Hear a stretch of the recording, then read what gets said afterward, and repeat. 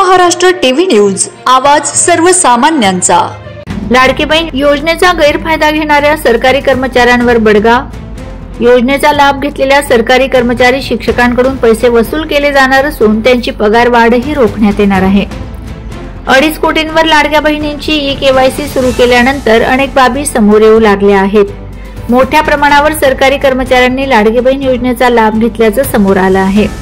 5000 सरकारी कर्मचारी, 3000 शिक्षक यांच्यासह काही जिल्हा परिषद कर्मचारी आणि पोलिसांनीही या योजनेचा गैरफायदा घेतला असून त्यांच्यावर कारवाई करण्यात येणार आहे।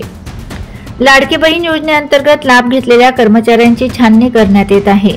पुढील महिनाभरात हे कर्मचारी कोणकोणत्या विभागातील आहेत हे स्पष्ट होणार असून त्या विभागांना या संदर्भातील पत्र पाठविण्यात येणार आहे। अशा कर्मचाऱ्यांवर शिस्तभंगाची कारवाई केली जाणार आहे। त्यांच्याकडून पैसे तर वसूल केले जाणारच आहेत, शिवाय त्यांची पगार वाढही रोखली जाण्यासंदर्भात कारवाई केली जाणार आहे। याविषयीचे पत्र महिला व बाल विकास विभागाकडून संबंधित कर्मचाऱ्यांना दिले जाणार आहे। अधिक उत्पन्न असतानाही योजनेचा लाभ लाडकी बहीण योजनेचा लाभ घेण्यासाठी उत्पन्नाची मर्यादा 2.5 लाख असली तरी अधिक उत्पन्न असलेल्या नागरिकांनीही निवडणूक काळातील गडबडीचा लाभ घेत या योजनेची रक्कम लादल्याचा प्रकार समोर आला आहे। अशा सुमारे 5 लाख महिला लाभार्थींनी कुटुंबाची उत्पन्न मर्यादा अधिक असूनही लाडकी बहिणीचे पैसे लाटले आहेत। त्यांना या योजनेतून वगळण्यात आले आहे। 1,30,00,000 महिलांचे ई-केवायसी, 2.5 कोटी महिलांपैकी आतापर्यंत 1,30,00,000 महिलांचे ई-केवायसी पूर्ण झाले आहे। अद्यापही 1 कोटीवर महिलांचे ई-केवायसी पूर्ण झालेले नाही। त्यांच्यासाठी 31 डिसेंबरची मुदतवाढ देण्यात आली आहे।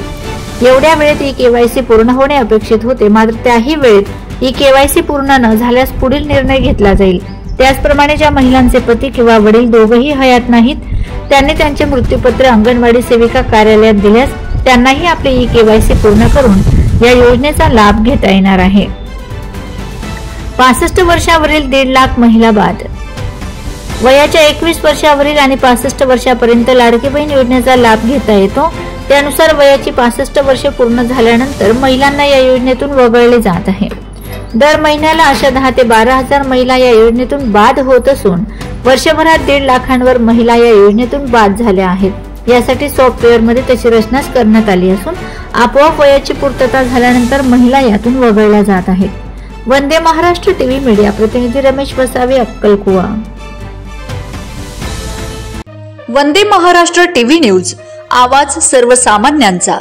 अशाच नवनवीन बातम्या पाहण्यासाठी आमच्या चॅनलला सबस्क्राइब करा, बेल आयकॉनला क्लिक करा।